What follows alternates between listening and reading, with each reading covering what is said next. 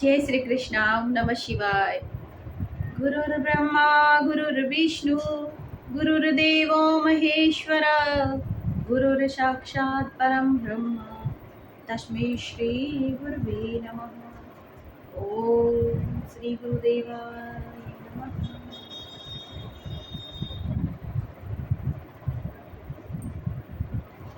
हमारा 11वां अध्याय चल रहा था विश्व रूप दर्शन योग नाम का। तो इससे जो पहले का अध्याय है उसमें भगवान ने अर्जुन को बताया था कि मैं अपने ऐश्वर्य के बारे में बताया था, और अब वो उसको प्रत्यक्ष रूप से दर्शन करा रहे हैं अपने उस ऐश्वर्य का। तो हमने इस अध्याय के अभी 22 श्लोक हमारा हो गया था। आज 23वें से हम स्टार्ट करेंगे कि कैसे भगवान कहते हैं कि सिद्ध देवतागण आपकी जो है स्तुति कर रहे हैं, और कुछ तो आप में प्रवेश कर रहे हैं और कुछ भयभीत हो रहे हैं, ऐसे था। अब उससे आगे है रूपम महत्ते बहुवक्त नेत्रम महाबाहो बहुबाहु रूपादम बहुधरम बहुद्रष्टाकरालम दृष्ट्वा लोका प्रव्यथिता व्यथितास्तथाहम। हे महाबाहो, आपके बहुत मुख और नेत्रों वाले बहुत हाथ, जब इतने सारे संसार का सभी लोग उन्हीं के भीतर विराजमान है, परमात्मा के अंदर ही जब पूरा विश्व विराजमान है, इससे क्या प्रतीत होता है कि बहुमुख वाले, आपके बहुत मुख, जितने भी सारे हैं। भगवान ने क्या कहा है कि मैं जो है हर प्राणी, हर भूत, पंच महाभूतों से बना हुआ जो ये पूरा संसार है दिख रहा है, एक एक एक एक व्यक्ति के जो आत्मा है, जो हृदय है, हृदय में जो आत्मा है वो मैं ही हूँ, है ना। तो उनका ही तो विस्तार हम सब लोग हैं। तो कितने सारे मुख है, जितने सारे चेहरे इस पूरे संसार में दिख रहे, भगवान के ही चेहरे हैं, चाहे अच्छा हो चाहे बुरा हो, जो कुछ भी हो। तो जितने चेहरे, अभी कितने मुख वाले, बहुमुख वाले का मतलब क्या हुआ, बहुत सारे मुख वाले, देवी देवता गण मनुष्य देव सब, जितना भी प्राणी है, जितने भी योनियां है, सब उनके भीतर ही विराजमान है। उनके उतने सारे मुख है और उतने ही नेत्र भी होंगे, फिर उतने ही हाथ भी होंगे, उतने ही जंघा होंगे, उतने ही पैर होंगे। ये विश्व रूप दर्शन का मतलब क्या है? विश्व रूप दर्शन जो परमात्मा के भीतर ही पूरा संसार स्थित है, पूरा ब्रह्मांड स्थित है। तो जितने भी इसमें जीव जंतु प्राणी, सब देव गण, सब भी जितनी भी योनियां होती है, वो सब के सब भगवान के भीतर ही विराजमान है। तो उतने सारे उनके मुख है, उतने सारे उनकी हाथ है, उनके सारे उनके जंघाएं है, उतने उदरों वाले बहुत सी दाढ़ों के कारण अत्यंत विकराल महान रूप को देखकर सब लोग व्याकुल हो रहे हैं, तथा मैं भी व्याकुल हो रहा हूँ। मुझे भी डर लग रहा है उतना बड़ा स्वरूप देख के। नभ स्पृशम दीप्त मनेक वर्णम व्याप्ताननम दीप्त विशाल नेत्रम दृष्ट्वा ही त्वाम प्रव्यथितांतरात्मा धृतिम न बिंदामी समम च विष्णु। क्योंकि हे विष्णु, आकाश को स्पर्श करने वाले देदीप्यमान अनेक वर्णों से युक्त और फैलाए हुए मुख और प्रकाशमान विशाल नेत्रों से युक्त आपको देखकर भयभीत अंतकरण वाला मैं धीरज और शांति नहीं पा रहा हूँ। देख के घबरा गया हूँ। अगर ये पद परमात्मा का ऐसा विशाल स्वरूप अगर समझ में आए तो इंसान क्या ही बोल पाएगा वहाँ पर, है ना। धीरज और शांति कहाँ रहेगी? बाप रे, ये तो हम सब उनके भीतर ही विराजमान है, उनसे कहीं बाहर है ही नहीं। आश्चर्य है ये बहुत बड़ा। जब आश्चर्य होता है तो आदमी कुछ सोच ही नहीं पाता, उसकी सोच से ऊपर जो अगर वो देख लेता है तो भगवान का वही स्वरूप, सोच से ऊपर का स्वरूप। हम लोग छोटी सोच लेके चलते हैं ना, तो जब उनका विशाल उस स्वरूप को अर्जुन ने जाना तो उसके मन में धीरज और शांति थोड़ी देर के लिए हिल गई देख के कि ये क्या है। आश्चर्य से दृष्टा करालानि च ते मुखानि दृष्टेव कालानलक्षन्निभानि दिशो न जाने न लभे च शर्मा प्रसीद देवेश जगन निवास। दाढ़ों के कारण विकराल और प्रलय काल की अग्नि के समान प्रज्वलित आपके मुखों को देखकर मैं दिशाओं को नहीं जानता हूँ और सुख भी नहीं पाता हूँ। दिशाएं भी कोई दिखी नहीं रही है, सब कुछ उनके भीतर ही विराजमान है। विलीन हुआ है। और वाकई में जब वो जन्मदाता है, जन्म उनसे जन्म होता है, तो प्रलय के कारक भी वही है। तो जब सृष्टि का स्वरूप हम जानते हैं, सृष्टि का जन्म पैदा इसका बारे में जानते, तो फिर महाकाल भी कौन है? महाकाल भी तो वही है ना, सृष्टि को बनाते भी है और उसको फिर लीन भी करने वाले वही है। जन्म प्रदाता भी वही है तो मृत्यु भी वही प्रदाता है ना। तो फिर हम क्या करते हैं? एक तरफा देखते हैं। जन्म को तो हम लोग हर्षोल्लास से करते हैं, फिर मृत्यु के लिए हम डरते हैं, हमारे मन में भय होता है उसके प्रति। तो चाहे जीवन हो चाहे मृत्यु, वो भी सारा काल उनके ही भीतर विराजमान है। सब कुछ जन्म देने की शक्ति उनके अंदर है, पालन करने की शक्ति भी वही है, और फिर उस पालन के बाद उसका उस वस्तु का विनाश करने के लिए भी वही है। असल में हम सोचते हैं कि विनाश जो है व्यक्ति कौन, उसके भीतर आत्मा ही तो वो है, आत्मा का तो कभी विनाश होता ही नहीं है। तो वो नष्ट होती है तो पुनः निर्माण के लिए, फिर दूसरा उसका जन्म दूसरे निर्माण के लिए उसका होता, कोई भी हो स्थिति हो, परिस्थिति कोई भी हो, वो बदल जाती है, बदल कर एक नया फिर स्वरूप में वो हमारे सामने आती है, इस पूरे संसार में परिलक्षित होती है।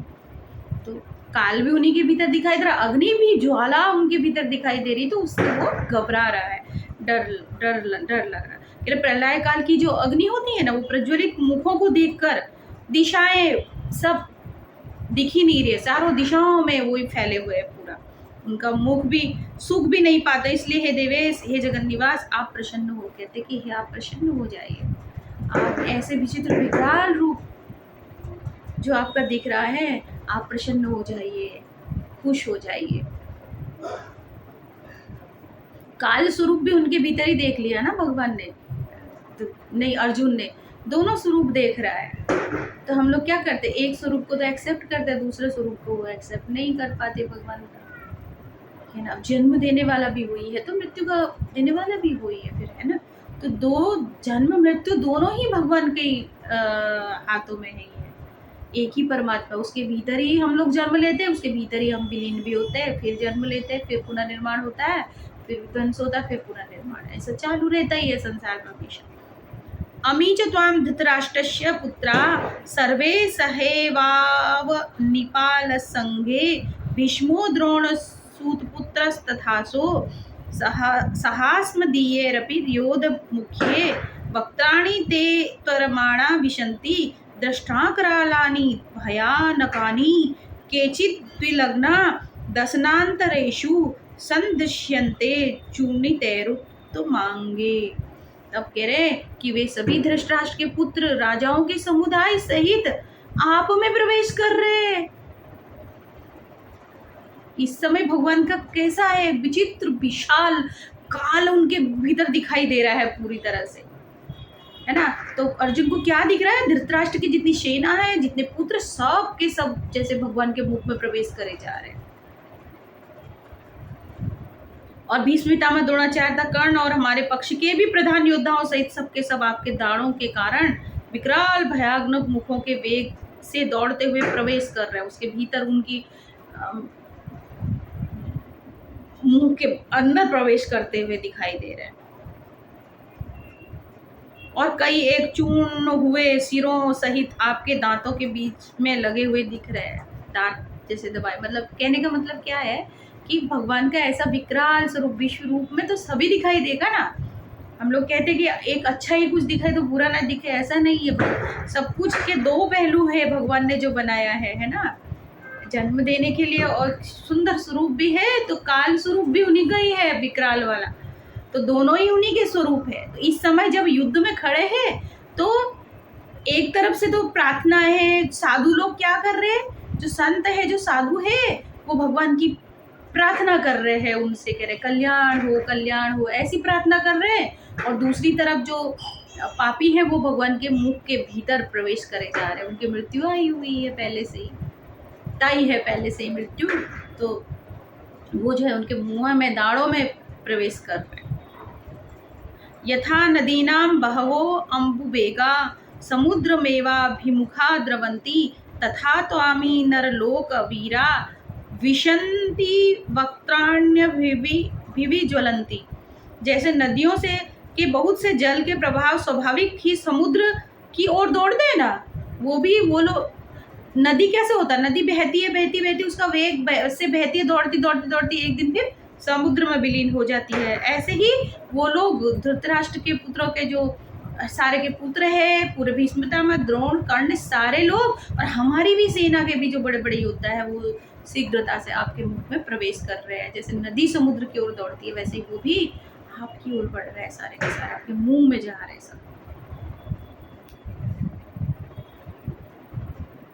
यथा प्रदीप्तं ज्वलनं पतंगा विशन्ति नासाय समृद्ध वेगा, तथैव नासाय विशन्ति लोका स्तवापि वक्त्राणि समृद्ध वेगा।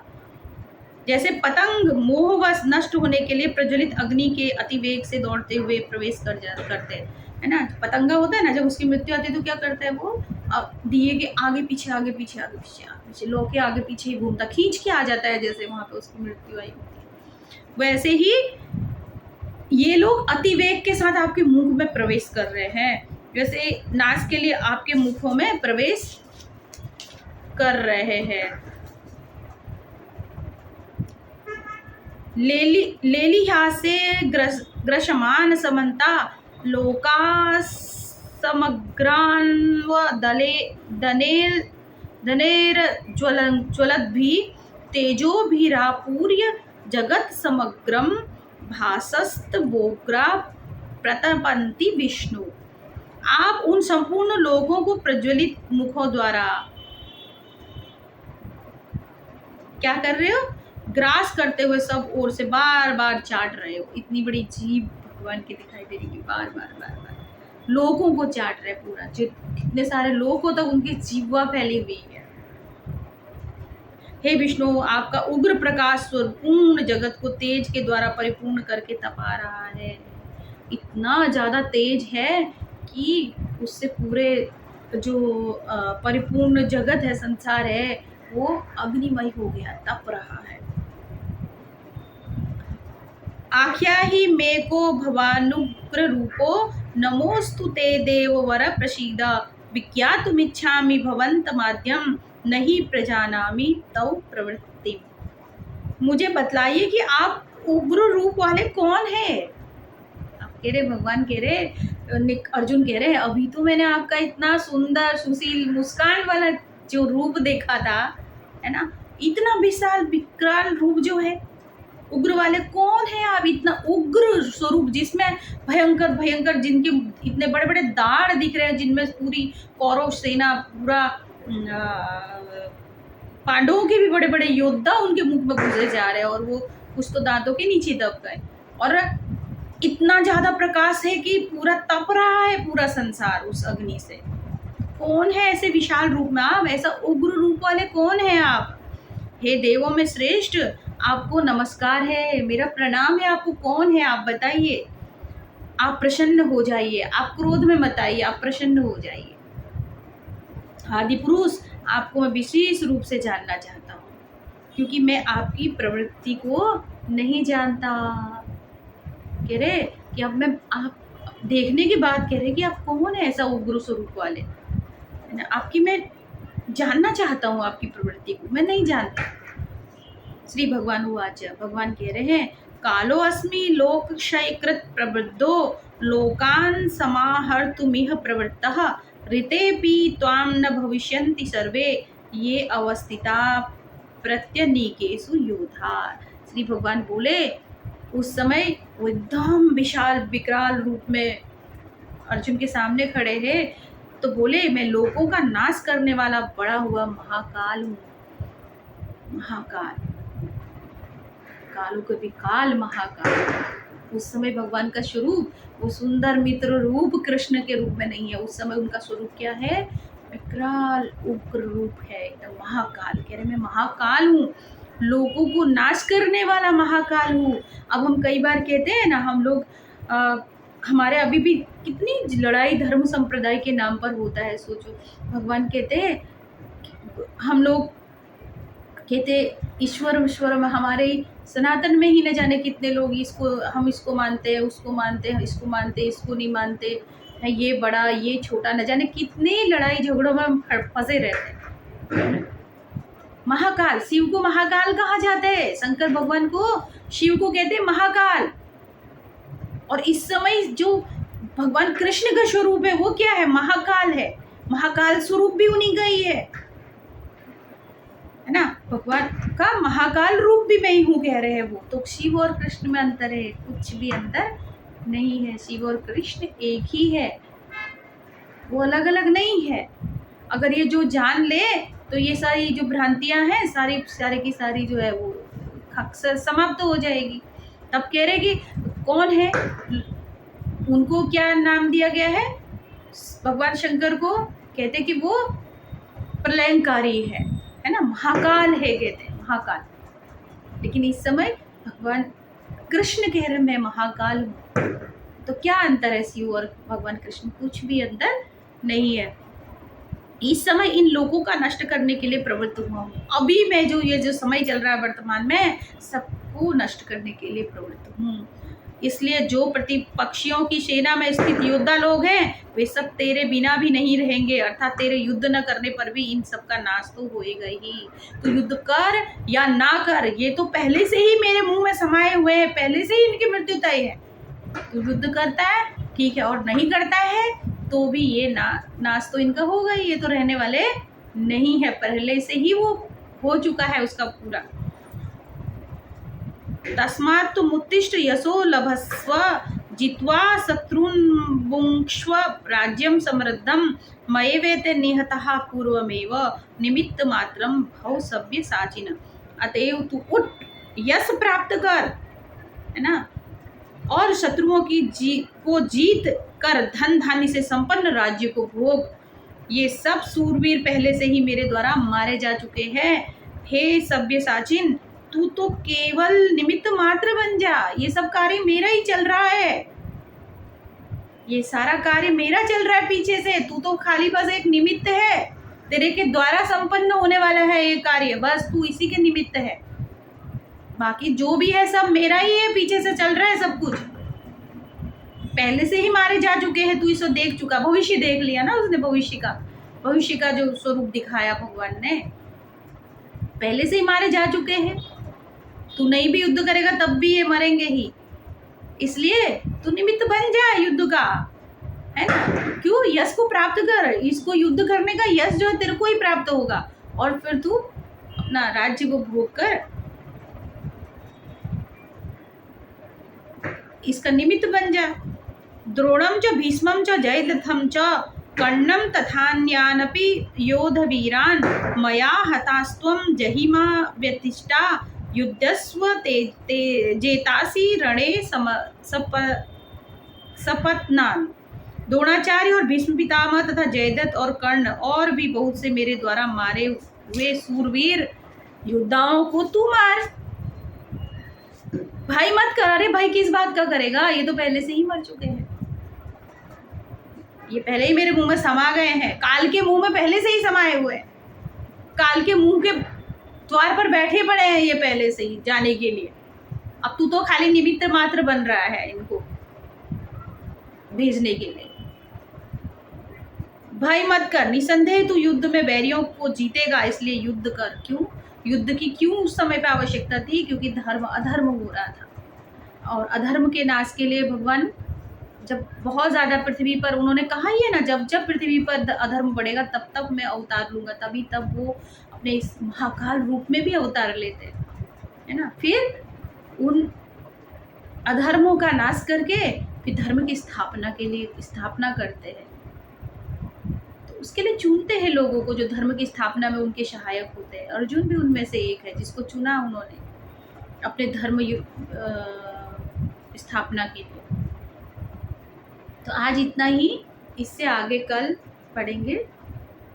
श्री कृष्ण गोविंद हरे मुरारे, हे नाथ नारायण वासुदेवा, हे नाथ नारायण वासुदेवा, हे नाथ नारायण वासुदेवा, हे नाथ नारायण वासुदेवो, हे नाथ नारायण वासुदेव।